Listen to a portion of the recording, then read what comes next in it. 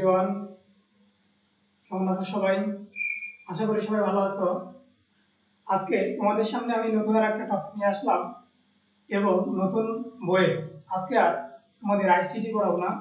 আজকে একাদশ দ্বাদশ শ্রেণীর ম্যাট্রিক্স অর্থাৎ উচ্চতর গণিত বইয়ের প্রথম পত্রের প্রথম অধ্যায় ম্যাট্রিক্স নিয়ে আজকে আমরা আলোচনা করব। ম্যাট্রিক্স কাকে বলে, ম্যাট্রিক্সের প্রকারভেদের সংজ্ঞাগুলো এবং প্রকারভেদ অনুযায়ী কোনটা কোন ম্যাট্রিক্স সেটা আমরা জানবো আজকে এই ক্লাসের মাধ্যমে। আমি প্রথমেই বলে নেই, ম্যাট্রিক্সের জনক বলা হয় আর্থার ক্যালিকে। পরবর্তীতে বিখ্যাত পদার্থবিদ হাইজেনবার্গ 1925 খ্রিস্টাব্দে কোয়ান্টাম বলবিদ্যায় প্রথম এই ম্যাট্রিক্সের ব্যবহার শুরু করেন। তারপর থেকেই আস্তে আস্তে এই ম্যাট্রিক্সের ব্যবহার শুরু হয়ে যায় বিভিন্ন জায়গাতে। আমরা প্রথমেই জেনে নেই ম্যাট্রিক্স কাকে বলে।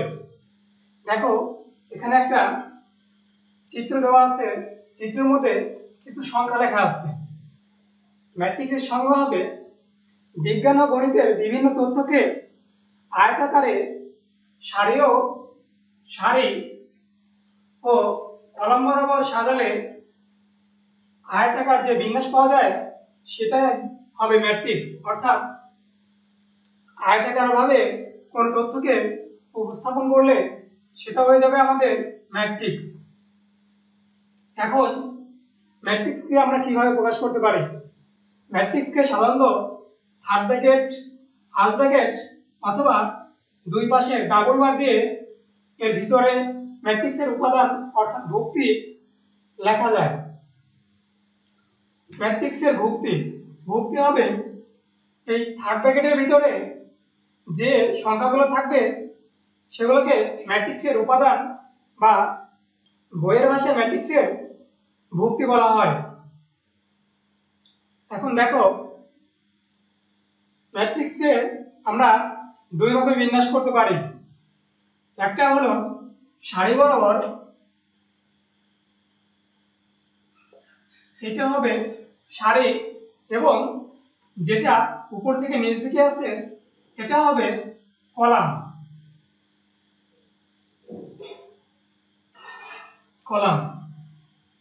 তাহলে দেখো, ম্যাট্রিক্সের দুইটা বিন্যাস আমরা করে ফেললাম। একটা হলো সারি আর একটা হলো কলাম। সারিটা আমরা সহজে মনে রাখতে পারি। সাধারণত আমাদের বাঙালি মেয়েরা যে শাড়িটা পরিধান করে সেই শাড়ির বস্তুটাও দেখবা যে আড়াআড়ি ভাবে, সেই শাড়ির সাথে এটা দেখো মিল আছে। আবার দেখো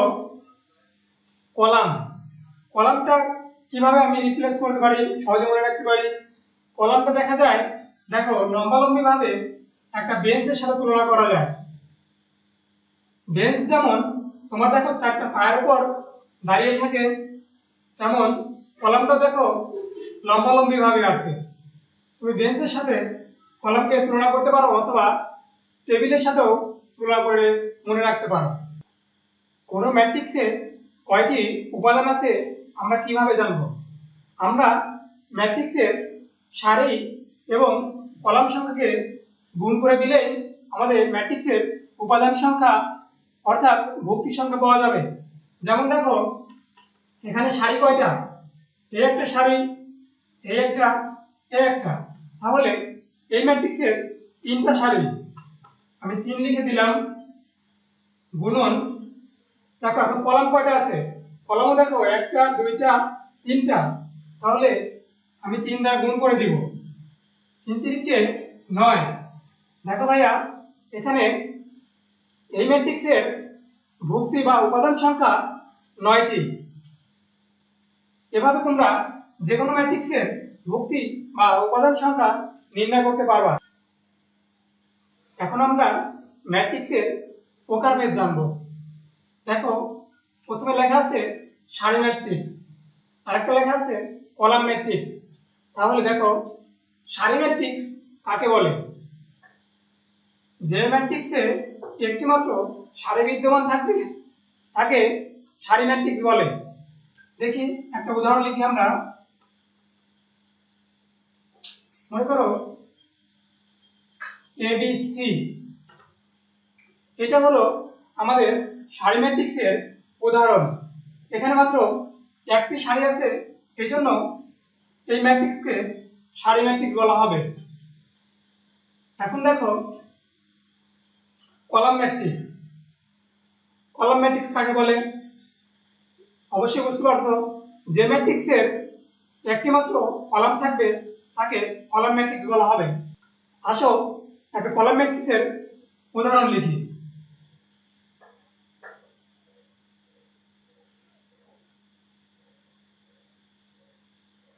ABC, এটা হয়ে গেল আমাদের কলাম ম্যাট্রিক্স। একটি মাত্র কলাম বিদ্যমান, এই জন্য একে কলাম ম্যাট্রিক্স বলা হবে। যদি বলা হয় সারি ম্যাট্রিক্সের মাত্রা কত, তাহলে কিভাবে আমরা মাত্রা নির্ণয় করব? মাত্রা নির্ণয় করার সময় মনে রাখবে যে অবশ্যই সারি আগে বসবে। সারি গুণন কলাম। তাহলে দেখো ভাইয়া, এই ম্যাট্রিক্সের কয়টা সারি আছে? একটা মাত্র সারি আছে, এই জন্য আমি এখানে 1 দিলাম। এখন দেখো কলাম আছে কয়টা? একটা, দুইটা, তিনটা। তাহলে 1 গুণন 3, অর্থাৎ সারি ম্যাট্রিক্সের মাত্রা হলো 1/3। আমরা কখনোই এখানে 1 গুণন 3 বলবো না, আমাদের পড়াশোনা বলতে হবে 1/3 ম্যাট্রিক্স। এখন দেখো কলাম ম্যাট্রিক্সের তাহলে মাত্রা কি হবে? কলাম ম্যাট্রিক্সেও একইভাবে আমরা মাত্রাটা নির্ণয় করে ফেলি। আমাদের প্রথম কন্ডিশন কি? দেখতে হবে কয়টি সারি আছে। তাহলে দেখো এখানে একটা, দুইটা, তিনটা সারি আছে। দেখো এই একটা, এই একটা, এই একটা, তিনটা সারি।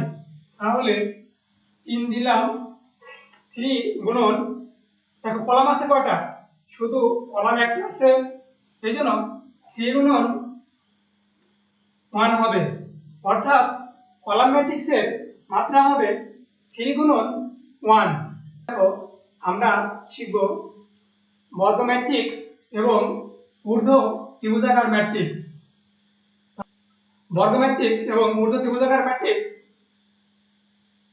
শেখার আগে আমাদের এখানে একটা ম্যাট্রিক্স খেয়াল করি। দেখো এখানে একটা ম্যাট্রিক্স লেখা আছে। এই ম্যাট্রিক্সের A11 B22 C33 এই ভুক্তিগুলোকে বলা হবে ম্যাট্রিক্সের প্রধান কর্ণ বা মুখ্য কর্ণ। দেখো আমি তোমাদের একটা মার্জিন দিয়ে বোঝাই। এই দাগ বরাবর যে ভুক্তিগুলো থাকবে তাদেরকে বলা হবে প্রধান কর্ণ বা মুখ্য কর্ণ। এখন দেখি আসি বর্গ ম্যাট্রিক্স। বর্গ ম্যাট্রিক্স কাকে বলে? যে ম্যাট্রিক্সের সারি এবং কলাম সংখ্যা সমান থাকবে তাদেরকে বর্গ ম্যাট্রিক্স বলা হবে। আসলে দেখি একটা বর্গ ম্যাট্রিক্স আমি লিখি।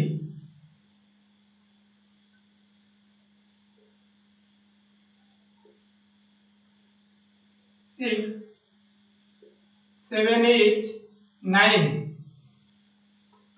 এটা হয়ে গেল আমাদের বর্গ ম্যাট্রিক্স। দেখো এদিকে তিনটা সারি এবং এদিকে তিনটা কলাম আছে, অর্থাৎ বর্গ ম্যাট্রিক্সের মাত্রা হবে 3 গুণন 3, যেটা একটু আগে বললাম 3/3 বলতে হবে, ঠিক আছে? দেখো আমরা বর্গ ম্যাট্রিক্সকে বলতে পারি 3 মাত্রার ম্যাট্রিক্স, ঠিক আছে? এখন দেখো তাহলে বর্গ ম্যাট্রিক্সের উপাদান সংখ্যা কয়টি হবে? তোমরা সারি ও কলাম গুণ করে দিলে তাহলে পাওয়া যাবে বর্গ ম্যাট্রিক্স।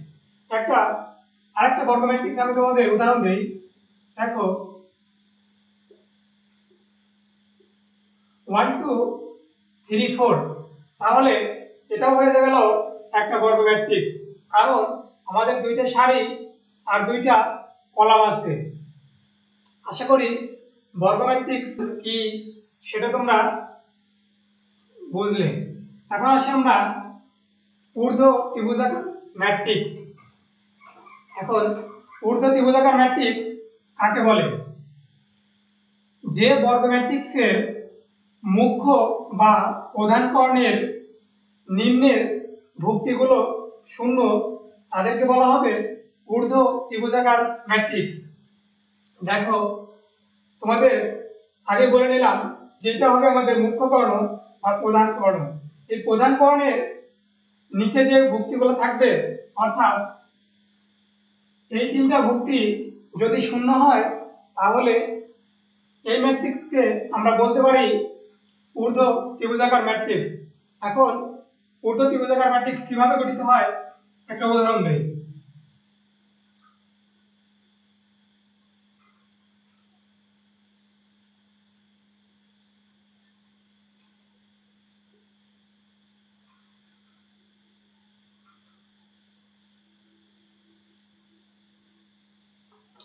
দেখো ভাইয়া, এটা আমাদের হয়ে গেল ঊর্ধ্ব ত্রিভুজাকার ম্যাট্রিক্স। দেখো এই এ বি সি এই বরাবর হলো আমাদের মুখ্য বা প্রধান কর্ণ। দেখো মুখ্য কর্ণ নিচে যে ভুক্তিগুলো আছে সব তিনটাই শূন্য, আর এই জন্যই এটাকে এই ম্যাট্রিক্সকে বলতে পারি আমরা ঊর্ধ্ব ত্রিভুজাকার ম্যাট্রিক্স। এরপরে আসবে নিম্ন ত্রিভুজাকার ম্যাট্রিক্স।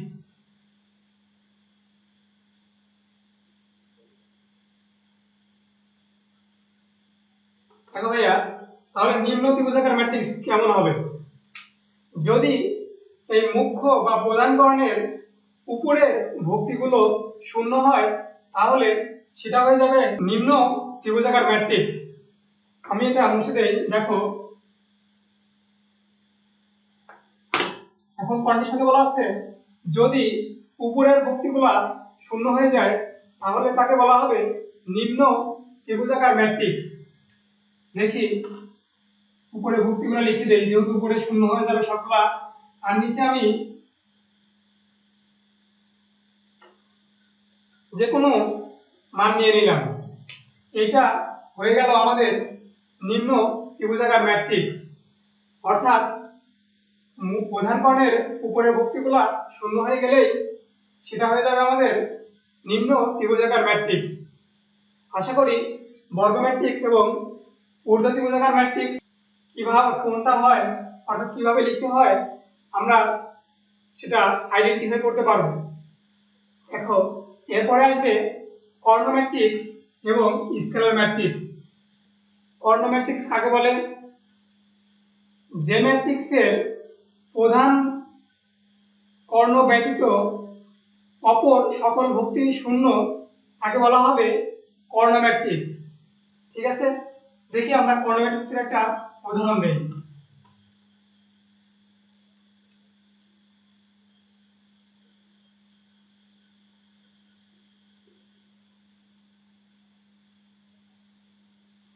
দেখো এটা হয়ে গেল কর্ণ ম্যাট্রিক্স। সংজ্ঞা কি বলা ছিল? কোন বর্গ ম্যাট্রিক্সে প্রধান কর্ণের ভুক্তি ব্যতীত অপর সকল ভুক্তি শূন্য হয়ে গেলে তাকে বলা হবে কর্ণ ম্যাট্রিক্স। এখানে দেখো প্রধান কর্ণ ব্যতীত অপর সকল ভুক্তি শূন্য আছে, এই জন্য এই ম্যাট্রিক্সকে বলা হবে কর্ণ ম্যাট্রিক্স। এরপরে আমরা চলে আসি স্কেলার ম্যাট্রিক্স। স্কেলার ম্যাট্রিক্সের সংজ্ঞা হবে যে কর্ণ ম্যাট্রিক্সের প্রধান কর্ণের ভুক্তিগুলো সমান তাকে বলা হবে স্কেলার ম্যাট্রিক্স। দেখি স্কেলার ম্যাট্রিক্সের একটা উদাহরণ লিখি।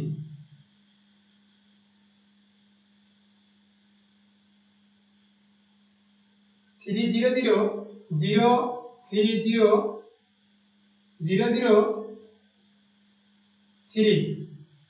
দেখো সংজ্ঞাতেই বলা ছিল যে কর্ণ ম্যাট্রিক্সের প্রধান কর্ণের সকল ভুক্তি সমান হবে। অর্থাৎ দেখো প্রধান কর্ণের তিনটা ভুক্তি একই আছে, এই জন্য এই ম্যাট্রিক্সকে বলা হবে স্কেলার ম্যাট্রিক্স। এবার আসি অভেদক ম্যাট্রিক্স বা একক ম্যাট্রিক্স। এই অভেদক ম্যাট্রিক্সকে একক ম্যাট্রিক্সও বলা হয়। তাহলে অভেদক ম্যাট্রিক্স বা একক ম্যাট্রিক্স কাকে বলে?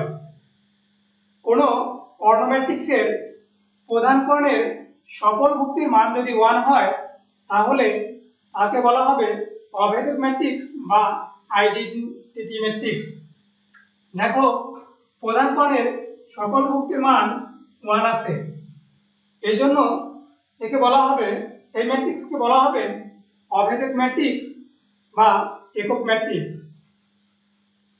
পরবর্তীতে দ্বিতীয়টা আছে শূন্য ম্যাট্রিক্স। শূন্য ম্যাট্রিক্স, তাহলে শূন্য ম্যাট্রিক্স কাকে বলে?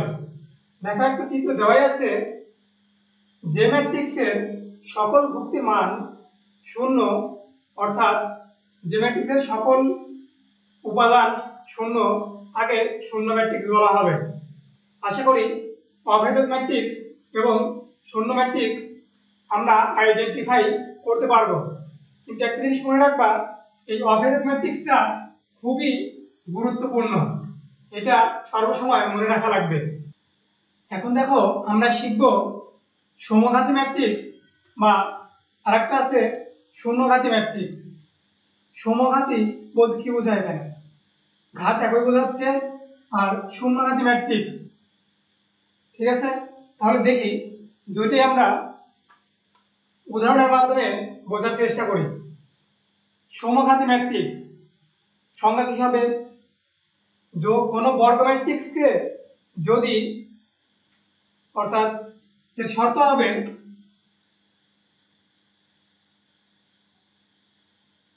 হবে কোনো বর্গ ম্যাট্রিক্সকে যদি স্কয়ার অর্থাৎ বর্গ করা হয়, বর্গ করে যদি এ চলে আসে, তাহলে সেই ম্যাট্রিক্সকে আমরা বলতে পারবো সমঘাতী ম্যাট্রিক্স।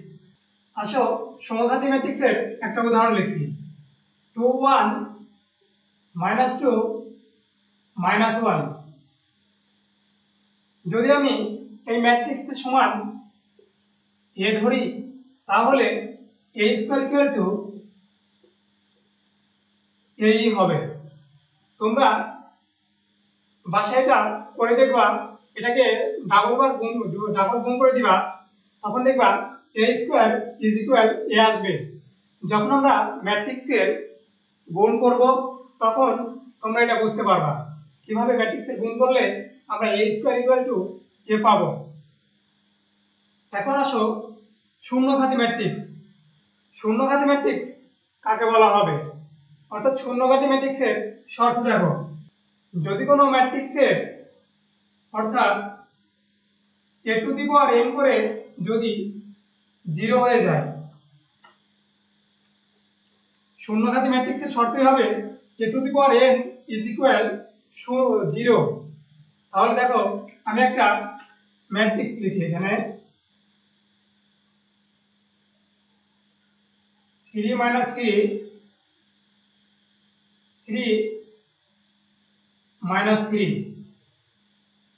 এখন দেখো এই ম্যাট্রিক্সটাকে যদি আমি a ধরে নিই, এই ম্যাট্রিক্সকে যদি a ধরে নিয়ে আমি যদি a এর উপর 2 এর অধিক পাওয়ার বসাই, তাহলে ম্যাট্রিক্সের মান, অর্থাৎ যদি আমি a স্কয়ার করি তাহলে 0 আসবে, যদি আমি a টু দি পাওয়ার 4 করি 0 আসবে, a to the power cube করলেও 0 হয়ে যাবে।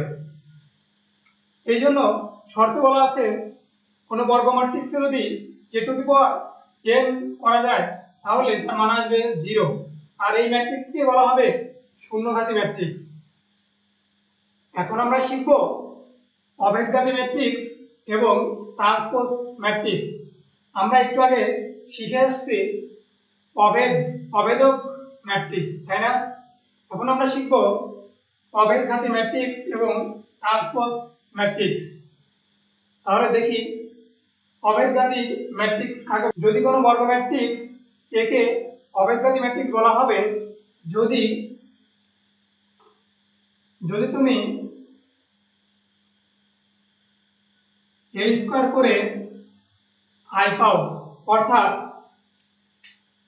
অভেদক বা একক ম্যাট্রিক্স যদি হয়ে যায়, কোনো ম্যাট্রিক্সকে যদি a স্কয়ার করে তোমার অভেদক ম্যাট্রিক্স পেয়ে যাও, তাহলে এটাকে বলা হবে অভেদঘাতী ম্যাট্রিক্স। এখন দেখো এখানে একটা ম্যাট্রিক্স লেখা আছে a সমান 2 3 -1 -2। এখন এই ম্যাট্রিক্সটাকে তুমি যদি গুণ করে দাও, অর্থাৎ a স্কয়ার বা a ইনটু a করে দাও, তাহলে এই ম্যাট্রিক্সের মান হবে অভেদক বা একক ম্যাট্রিক্সের সমান। এইজন্য এই ম্যাট্রিক্সকে বলা হবে অভেদঘাতী ম্যাট্রিক্স। শর্তটা মনে রাখবা, a square is equal i হলে সেটাকে বলা হবে অভেদঘাতী ম্যাট্রিক্স বা একক ম্যাট্রিক্স। শর্তটা মনে রাখবে, যদি কোনো ম্যাট্রিক্সের a square is equal i হয়ে যায়, তাহলে তাদেরকে বলা হবে অভেদঘাতী ম্যাট্রিক্স। এখন দেখো নিচে আছে ট্রান্সপোজ ম্যাট্রিক্স।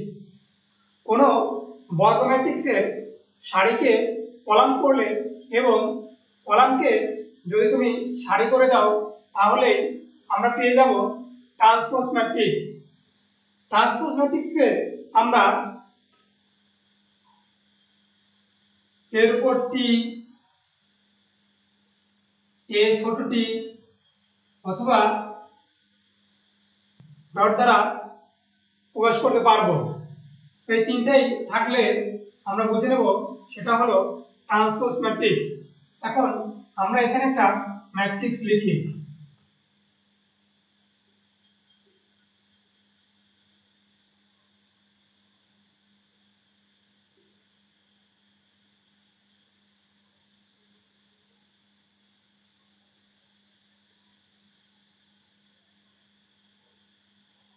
এটা আমাদের একটা ম্যাট্রিক্স a ইকুয়াল টু এটা। এখন যদি আমি এই a কে ট্রান্সপোজ করে দেই, অর্থাৎ a টি ইকুয়াল লিখি, তাহলে কি বলা আছে আমাদের সাথে, আমরা কলামকে সারিতে রূপান্তর করব এবং সারিকে কলামে রূপান্তর করব। তাহলে আমরা সারিটাকে কলামে রূপান্তর করে দেই, a b c, তারপর আসবে এটা E F G H I J, H I J. এই যে একটা ফরম্যাট হলো, এটা হলো আমি সারিকে কলামে রূপান্তর করলাম। এখন যদি তুমি কলামকে সারিতে রূপান্তর করো, দেখো এটাই আসবে এ ই এইচ, তাই না? এটাই হয়ে গেল আমাদের ট্রান্সপোজ ম্যাট্রিক্স। আশা করি অভেদঘাতী ম্যাট্রিক্স এবং ট্রান্সপোজ ম্যাট্রিক্স তোমাদের চিনতে আর ভুল হবে না এবং নিজেরাও তৈরি করতে পারবা। আমরা পরবর্তী স্টেপে চলে যাই। দেখো প্রতিসম ম্যাট্রিক্স এবং বিপ্রতিসম ম্যাট্রিক্স। তাহলে প্রতিসম ম্যাট্রিক্স এবং বিপ্রতিসম ম্যাট্রিক্স, দুইটা ম্যাট্রিক্স দেওয়া আছে এখানে। ও বিপ্রতিসম ম্যাট্রিক্স কাকে বলা হবে? কোনো বর্গ ম্যাট্রিক্সকে যদি তুমি ট্রান্সপোজ করো, অর্থাৎ তোমার আগের স্টেপে বলা ছিল যদি a ট্রান্সপোজ সমান a হয়ে যায়, অর্থাৎ এটা যদি তোমার a ইজ ইকুয়াল হয়, এটা যদি তোমার একটা ম্যাট্রিক্স হয়, a একটা ম্যাট্রিক্স, এই ম্যাট্রিক্সকে যদি তুমি ট্রান্সপোজ করো, অর্থাৎ সারিকে কলাম এবং কলামকে সারিতে রূপান্তর করো, তাহলে আমরা এই আগে এটাকেই ফিরে পাবো। এই জন্য এই ম্যাট্রিক্সকে বলা হবে প্রতিসম ম্যাট্রিক্স। দেখো আমি এটা সারিকে কলাম এবং কলামকে সারিতে রূপান্তর করি, দেখি কোনো পরিবর্তন আসে কিনা।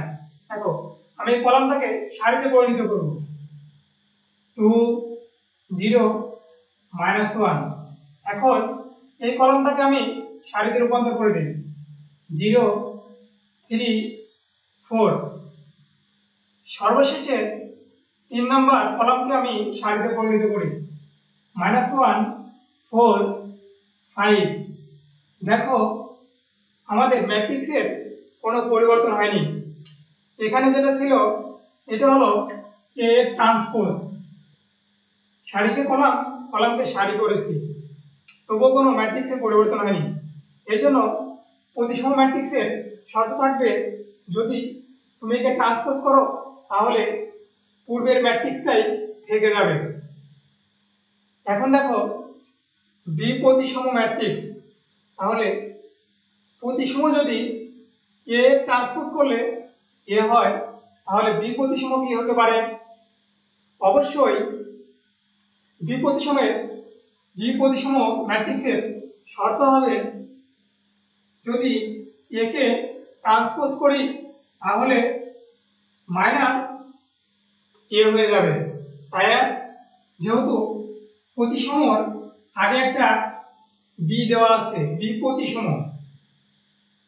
এখন দেখো এটা যদি আমাদের এ ম্যাট্রিক্স হয়, মনে করি এ ইজ ইকুয়াল এটা, এই ম্যাট্রিক্সটা, এই ম্যাট্রিক্সকে আমি ট্রান্সপোজ করব, দেখি কি আসে।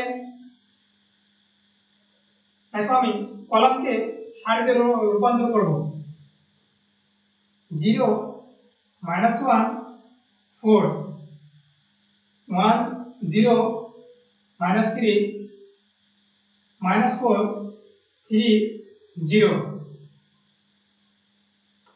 একটা জিনিস লক্ষ্য করো ভাইয়া, এখানে 1 এর এখানে মাইনাস নেই, কিন্তু এইটা ট্রান্সপোজ যখন করেছি তখন এখানে মাইনাস চলে আসছে। এইখানে 1 এর আগে মাইনাস আছে, এখানে মাইনাস নেই। এখানে 3 এর আগে মাইনাস ছিল না, কিন্তু এখানে মাইনাস আসছে। আবার দেখো এখানে 3 তে মাইনাস, এখানে মাইনাস নেই, 4 এর এখানে মাইনাস, অর্থাৎ সবকিছু কিন্তু উল্টা হয়ে গেছে। এখানে যেটা ছিল এখানে সেটা নেই। এখন কি করতে পারি আমি? আমাদের শর্ত ছিল একে ট্রান্সপোজ করলে যদি মাইনাস এ হয়। এখন আমরা এইখান থেকে একটা মাইনাস কমন নিব। দেখো আমি যদি মাইনাস কমন নিয়ে নেই তাহলে কি হবে? 0 মাইনাস যদি এখানে কমন নেই তাহলে এখানে 1 থাকবে, 1 4, এখানে কি হবে? তাহলে -1 আসবে, যেহেতু -1 কমন নিছি, -1 আসবে, তারপরে 0 আসবে, এখানে -3 আছে, +3 হয়ে যাবে। তারপরে আগে একটা দেখো এখানে মিস্টেক আছে, এখানে 4 আছে, -4 হয়ে যাবে। সর্বশেষ লাইন দেখো -4 আছে, তাহলে শুধু 4 হয়ে যাবে। এখানে 3 আছে, -3 হয়ে যাবে। সর্বশেষ 0 আছে, 0 দিয়ে দিলাম। দেখো আমি একটা মাইনাস কমন নেওয়ার জন্য, এটা কিন্তু আমাদের এ, অর্থাৎ এ ম্যাট্রিক্সটা এই ভিতরে এ গেছে। কিন্তু এখন দেখবা এর যে ভক্তি আর এর ট্রান্সপোজ করে মাইনাসের ভক্তিগুলা একই রকম। তাহলে তোমরা বুঝতে পারলে কিভাবে বিপ্রতিসম ম্যাট্রিক্স হয় আর কিভাবে প্রতিসম ম্যাট্রিক্স হয়। আশা করি প্রতিসম এবং বিপ্রতিসমর মধ্যে তোমাদের আর কোনো সমস্যা হবে না। দেখো সর্বশেষ দুইটা ম্যাট্রিক্স আছে, উপম্যাট্রিক্স এবং লম্ব ম্যাট্রিক্স। তাহলে উপম্যাট্রিক্স আমরা কাকে বলবো? উপ বলতে সাধারণত আমরা বুঝি কি? দেখো যখন একটা নদী থেকে, একটা বড় নদী থেকে একটা শাখা নদী বের হয়, তখন সেই নদীকে আমরা উপনদী বলে থাকি। সেই রকম আমাদের একটা বড় ম্যাট্রিক্স থেকে আমরা ক্ষুদ্র ক্ষুদ্র যে ম্যাট্রিক্সগুলো নির্ণয় করব সেটাই হয়ে যাবে উপম্যাট্রিক্স। দেখো আমি একটা ম্যাট্রিক্স লিখি,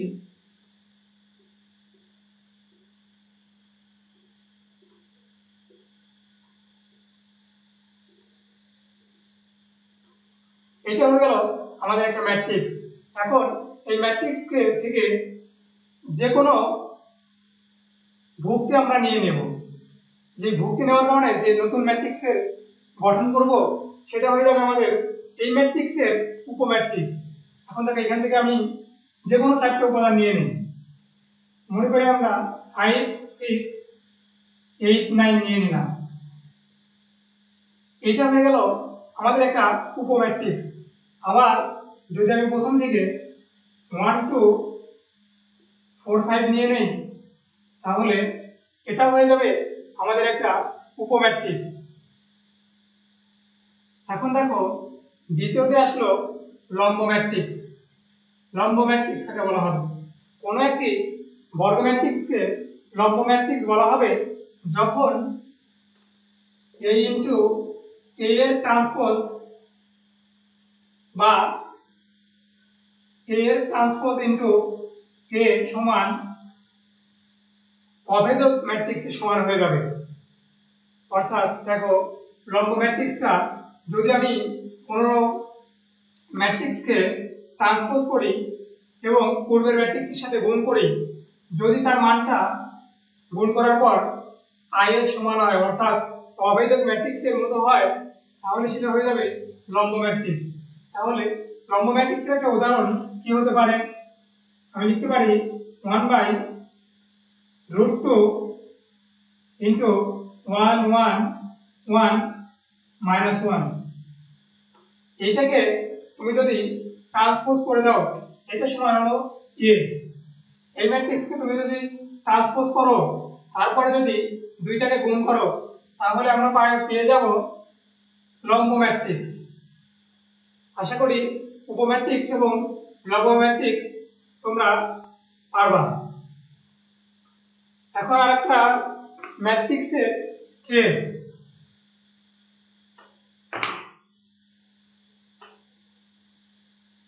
ম্যাট্রিক্সের ট্রেসটা আমি আগে লিখতেছি, এটা পরে লেখা উচিত ছিল।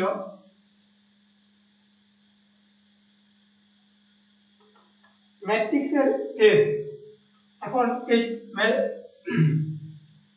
ম্যাট্রিক্সের ট্রেস কাকে বলা হবে?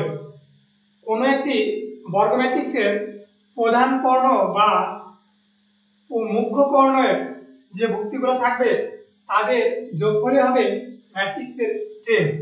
দেখো এই ম্যাট্রিক্সের এই তিনটা হলো মুখ্য কর্ণ বা প্রধান কর্ণ।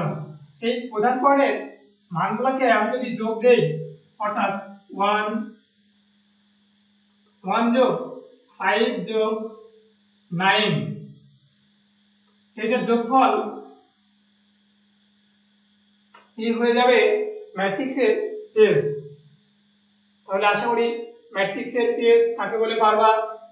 আবারও বলি, কোন একটি বর্গ ম্যাট্রিক্সের মুখ্য বা প্রধান কর্ণের ভুক্তিগুলো যোগ করলে যে যোগফল হয় সেটাই হবে আমাদের ম্যাট্রিক্সের ট্রেস।